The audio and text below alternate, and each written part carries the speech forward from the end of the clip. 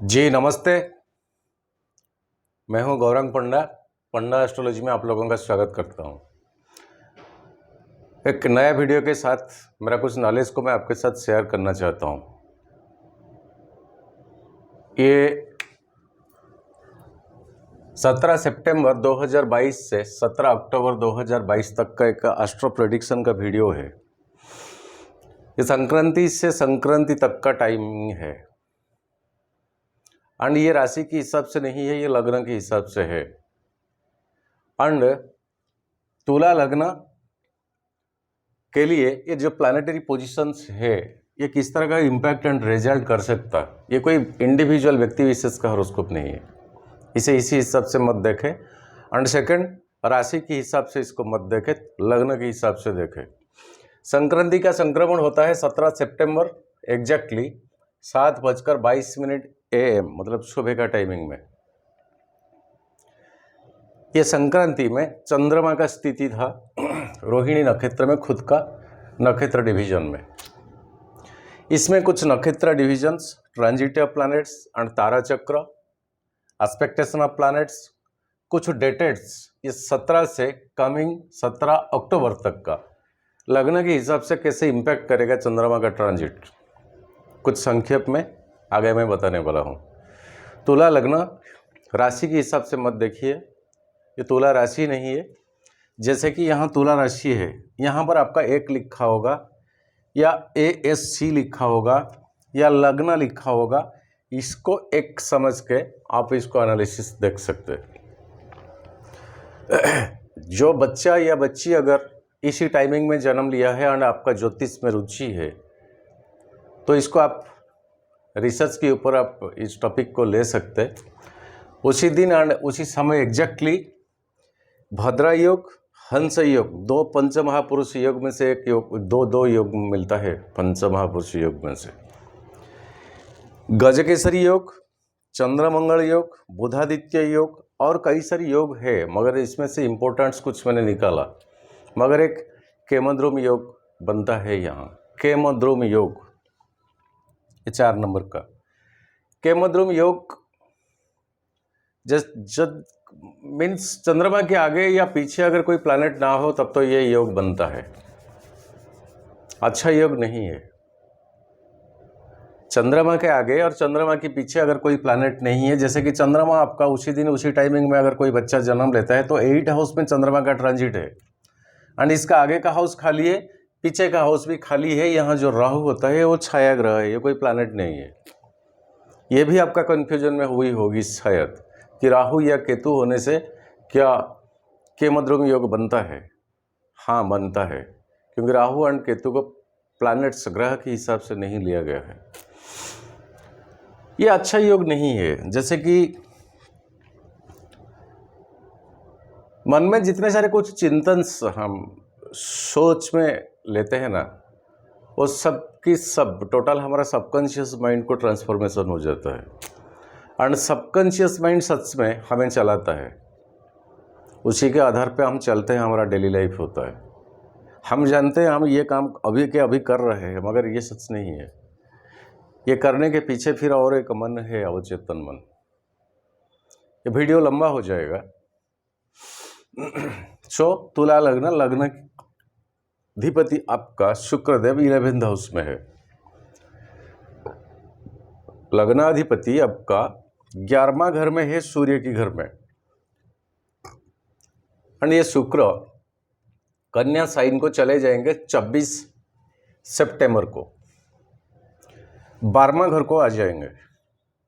11th house है and आपका 8 house का मालिक है, मतलब वृषभ राशि का ओनर है। हाउस ऑफ ओनरशिप के हिसाब से यहाँ का ओनर शुक्र है एंड शुक्र आपका लग्नाधिपति है। वो जाके अब 11th हाउस में बैठे हैं। पूर्वा फाल्गुनी नक्षत्र में है, खुद का नक्षत्र होता है शुक्र का।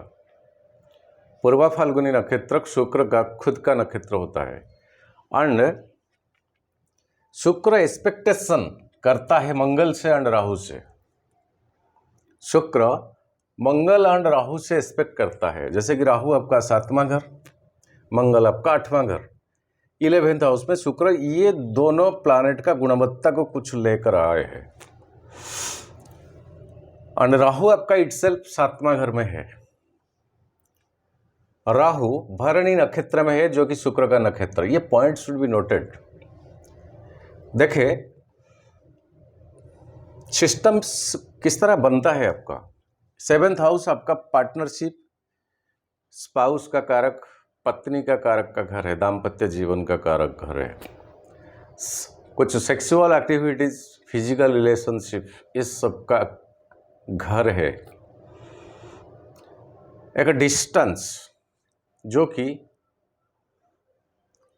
अनदर ब्लड में टुगेदरनेस होना, जो डिस्टेंस का दूरियां कम होगा both the another bloods. 7th house Rahu का 7वां दृष्टि में आपका लग्न है, तो कहीं ना कहीं घर का माहौल को शांत रखे, घर का माहौल को शांत रखे। और ये 8 हाउस में मंगल का होना, मंगल 7वां घर का ओनर है, 2nd हाउस का घर का ओनर है। 2 की 2 घर मारक का घर है आपके लिए। 7वां घर एंड दूसरा 2nd हाउस आपका मारक का घर है। दोनों का अधिपति आपका मंगल देव जाके बैठे हैं 8 हाउस में। बाइक चलाते वक्त 150% सिंसियर रहने का एस्ट्रोलॉजिकली एडवाइस है ये आपके लिए। टाइमिंग ठीक नहीं, मंगल देव टिल रहेंगे यहाँ मिथुन साइन तक जाने को 16 अक्टूबर हो जाएगा। इस 17 सितंबर से 17 अक्टूबर तक लगभग 1 महीने मंगल में ही 8 हाउस में रहेंगे। और मंगल आपका चंद्रमा की नक्षत्र डिवीजन में है। देखे कोई फीमेल से दुश्मनी ना ले, एंड स्पाउस की स्वास्थ्य की लिहाज से जितना कसस हो सकते, सिंसियरिटी मेंटेन कर सकते आप करें। और अगर आप बुजुर्ग हैं, उस तरह का एज आपको 55 के बाद आ गया, 50 के बाद आ गया है, अगर आपका स्पाउस का कुछ इस तरह का डिजीज जो कि डॉक्टर की कंसल्टेशन में अभी आप चल रहे हैं,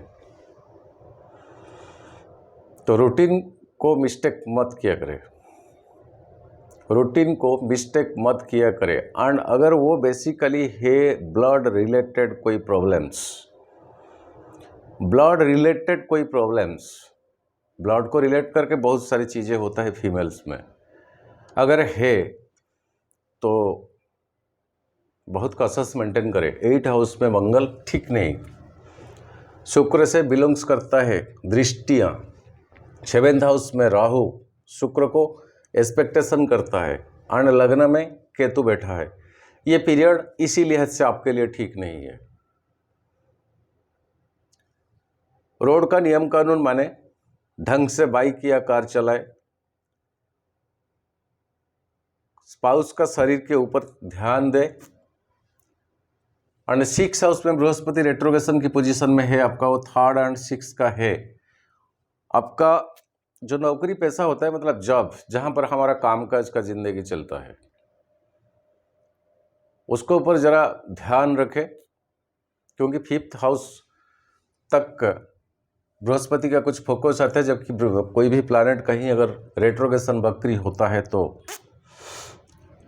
और बृहस्पति उत्तरा भाद्रपद जो कि शनि का नक्षत्र डिवीजन में बिलोंग्स करता है, ऐसे शनि भी अभी के लिए आपके लिए उतना ठीक ठाक नहीं है, योगकारक प्लैनेट होने के बावजूद भी। योगकारक प्लैनेट होने के बावजूद भी शनि कुछ ठीक नहीं। 5th हाउस का ओनर है, 4th हाउस का ओनर है, बट वो बकरी है, 4th की साइड को बकरी है, और मंगल की नक्षत्र डिवीजन में है। तुला लग्न उतना पॉजिटिव्स नहीं है। बस हर काम के ऊपर ध्यान रखें, डिस्टर्बेंस होकर किसी भी काम ना करें, और परिवार में माहौल को शांत रखने को कोशिश करें। अगर किसी का शारीरिक तौर पे प्रिलिमिनरी स्टेज में क्या कुछ प्रॉब्लमेटिक शुरू हुआ तो इसी में ढीला ना दे, इमीडिएटली ट्रीटमेंट को ले, इमीडिएटली। एंड ये जो टाइमिंग है ना, मैं तो उसी लाइन का नहीं हूँ, मतलब मकर लग्न हूँ, फिर भी वो जो टाइमिंग है, हेल्थ का कुछ इंश्योरेंस आपको करा लेना चाहिए अगर नहीं की है तो आप समझ गए होंगे मैं किस लिहाज से क्यों बोल रहा हूँ, ताकि ट्रीटमेंट का अगर हेवी ह्यूज अमाउंट आए इस तरह का नौबत, तो आपको कहीं ना कहीं परेशानी ना उठाना पड़े। हो सके तो करा लीजिए हेल्थ इंश्योरेंस। टाइमिंग उतना कुछ ठीक नहीं, राहु अब रहने वाला है और 1 साल। वैसे बृहस्पति का पोजीशन आपके लिए ठीक नहीं है, शनि आपका योगकारक प्लैनेट होते हुए भी उसका पोजीशन ठीक नहीं है, शुक्र सूर्य की घर में है, दो मालिफिक प्लैनेट्स की दृष्टि में है। सब कुछ देखते हुए सब टाइमिंग आपका कहीं ना कहीं रास्ता हॉस्पिटल की ओर तय है ना। ईश्वर किसी को इस तरह का पनिशमेंट दे, मैं जय जगन्नाथ के साथ में प्रार्थना करता हूँ, बट टाइमिंग इसी लिहाज से ठीक नहीं है। और अगर राहु की 3 नक्षत्र में आपका जन्म हुआ है, आर्द्रा, स्वाति और शतभिषा, तो ये पीरियड आपके लिए और कॉम्प्लिकेशन है। अगर राहु का 3 नक्षत्र में आपका जन्म हुआ है तो ये जो महीना है ये आपके लिए और कॉम्प्लिकेशन है, क्योंकि राहु आपका ढंग से नहीं है, 7th हाउस में है।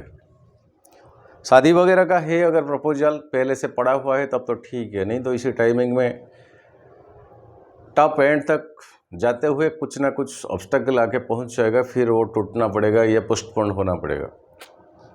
अच्छा टाइमिंग उसी लिहाज से नहीं है, क्योंकि आपका लग्न लड़ इस तरह का ट्रांजिट में है। राहु आर्द्रा, स्वाति एंड शतभिषा, इसी तीनों नक्षत्र में अगर आपका जन्म हुआ है। केतु की 3 नक्षत्र, अगर मघा, मूला एंड अश्विन, ये तीनों नक्षत्र में अगर आपका जन्म हुआ है तो भी आपके लिए बहुत सेंसिटिविटी एंड कॉम्प्लिकेटेड। एंड यही केतुदेव आपका लग्न में अभी के लिए बैठे हैं,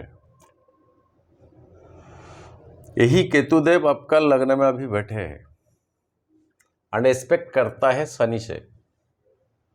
सो इसी लिहाज से तुला लग्न के लिए उतना कुछ टाइमिंग ठीक नहीं देने वाले। कुछ फायदा, अगर बुद्धदेव की 3 नक्षत्र में अगर आपका जन्म हुआ है तो साधक तारा में वो पड़ते हैं, अश्लेषा, ज्येष्ठा एंड रेवती। अगर ये तीनों नक्षत्र में आपका जन्म हुआ है तो साधक तारा में पड़ता है ये तीनों नक्षत्र, तो आपके लिए कुछ फायदेमंद रहेगा। मंगल आपका संपत्ति तारा में पड़ता है, मालेफिक होने के बावजूद भी वो उतना नुकसानदेही नहीं रहेंगे। अगर केस सिचुएशन कुछ कॉम्प्लिकेटेड हो भी जाए, ब्लड को रिलेटेड कोई डॉक्टर कंसल्टेशन वगैरह वगैरह, ठीक हो जाएगा। एंड सूर्यदेव आपके लिए अभी मित्र तारा, अति मित्र तारा में पड़ते हैं। और सूर्य खुद का नक्षत्र डिवीजन में बिलोंग्स करते ही यहाँ बुधादित्य योग बनता है। आपका 9th हाउस का लॉर्ड जो मरकुरी बुद्धदेव है, यहाँ पर एक भद्रा योग बनाते हैं, तो ये एक्सपेंडिचर कहीं ना कहीं महीने में होगा, एक रिलायबल सोर्सेस में एक्सपेंडिचर आपका होगा, जो कि एक्चुअली रियलिटी में होना चाहिए। बाकी चंद्रमा का जो ट्रांजिट हम देखते हैं इसी महीने में, लग्न के हिसाब से किस किस दिन को आपको कसस रहना है। जिस दिन संक्रांति होता है 17 सितंबर को, उसी दिन वृषभ राशि में चंद्रमा का ट्रांजिट 8 हाउस आपका मंगल के साथ। ये डेट बिल्कुल ठीक नहीं है, डबल क्रॉस देता हूं। 18 सितंबर मिथुन साइन 9th हाउस आपका। ऐसे दृष्टि किसी का मेलेफिक नहीं है सिवाय केतु का, क्योंकि 9वां दृष्टि, फिर भी बुध का घर होने के नाते ये आपके लिए फायदेमंद रहेगा। एक टिक देता हूं। कर्क साइन 20 सितंबर को 10वां घर आपका चंद्रमा, शनि का 7वें दृष्टि, बृहस्पति का 5वां दृष्टि। तो जॉब एंड प्रोफेशन में, जॉब और प्रोफेशन में आप उस तरह का स्टीडे रहे, एफर्ट लगाए, काम को लेजीनेस में ना ले। हाँ आज का काम काल करेंगे, देखते हैं क्या होता है, या कुछ कंडीशनल काम ऐसा ना करे कि मेरे को इसी वजह से पेमेंट सही ढंग से ना मिला और मैं नहीं करूँगा, इस तरह का सोच मत रखिएगा। कर्क साइन टिक देता हूँ। सिंह साइन 23 सितंबर को शुक्र के साथ शुक्र मंगल योग यहाँ बनता है, 11th हाउस है और राहु का 5वां दृष्टि। ये फीमेल का कारक है प्लैनेट शुक्र और आपका लग्नाधिपति है। सो कहीं ना कहीं कुछ सोर्सेस से अगर आपका स्पाउस का क्या कुछ मॉनिटरी गेन होने को है तो ये टाइमिंग आपके लिए अच्छा रहेगा। कन्या साइन 25/9, 12वां घर आपका सूर्य और बुध, 26 को बुध ट्रांसफर हो गई यहाँ तक, तो 25 तक यहीं पे है सूर्य बुध और चंद्रमा। 12वां घर एक्सपेंडिचर, बृहस्पति की 7वां दृष्टि होने के बावजूद भी, एंड किसी लिहाज से कहीं आपका जॉब, प्रोफेशन, नौकरी, पैसा या कहीं डेपुटेशन ड्यूटी, कहीं जाना, मतलब फिक्सअप के लिए नहीं जाना, फिर से आपको वापस आना, इसी सिचुएशन एक कन्या साइन चंद्रमा आपको दिलाएगा। टिक देता हूँ। तुला साइन हमेशा लग्न में चंद्रमा अच्छा ही होता है, फिर भी केतु के साथ ग्रहण दोष बनता है। राहु का 7वां दृष्टि, बावजूद इसके ठीक है, मानसिक तौर पे अब स्टीडे रहेंगे। वृश्चिक का साइन 29 सितंबर, 2nd हाउस आपका, यहीं पर चंद्रमा खुश नहीं होते हैं। और मंगल का 7वां दृष्टि अपना खुद का घर में, बावजूद इसके कहीं वेल्थ गेन करेंगे आप। वृश्चिका। धनु साइन 2 अक्टूबर को, 3rd हाउस आपका कम्युनिकेशन हाउस, सिबलिंग्स, छोटे भाई बहन, बृहस्पति का घर है ये, बृहस्पति का घर ये धनु साइन, एंड आप शुक्र का लॉर्डशिप में आते हैं। 2 गुरु होते हैं, एक दैत्य गुरु होते हैं, एक देवताओं का गुरु होते हैं, बृहस्पति देवताओं का। दोनों में डिसीजन मेकिंग ठीक नहीं है, बनता नहीं, मगर एनिमिटी नहीं है। सो ये 3rd हाउस कहीं कम्युनिकेशन स्किल में कमी होगा, क्रॉस देता हूँ। मकर साइन 4 अक्टूबर, शनि के साथ चंद्रमा आ जाना, मानसिक तौर पे उस दिन आप ठीक नहीं रहेंगे, मन में कुछ।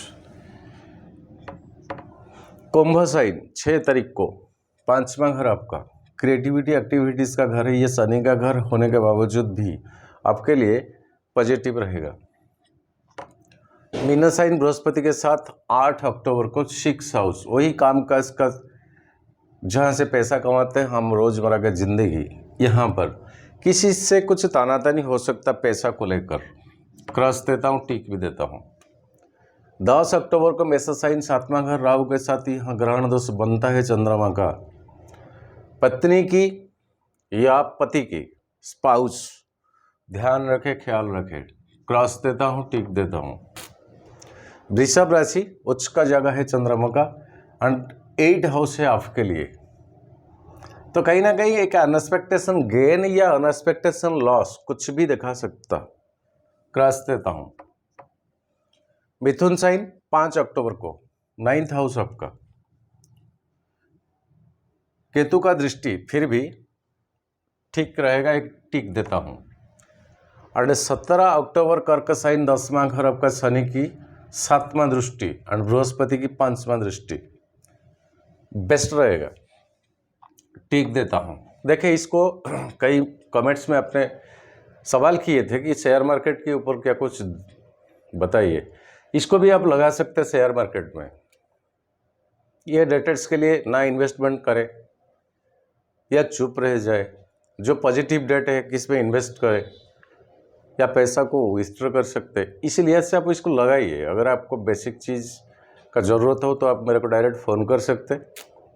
एक एक महीने का आप ही के हॉरोस्कोप के मुताबिक आप ले सकते, थोड़ा मेहनत लगेगा। ये है एक ग्रॉसली प्लानिटरी पोजीशंस का तुला लग्न के लिए।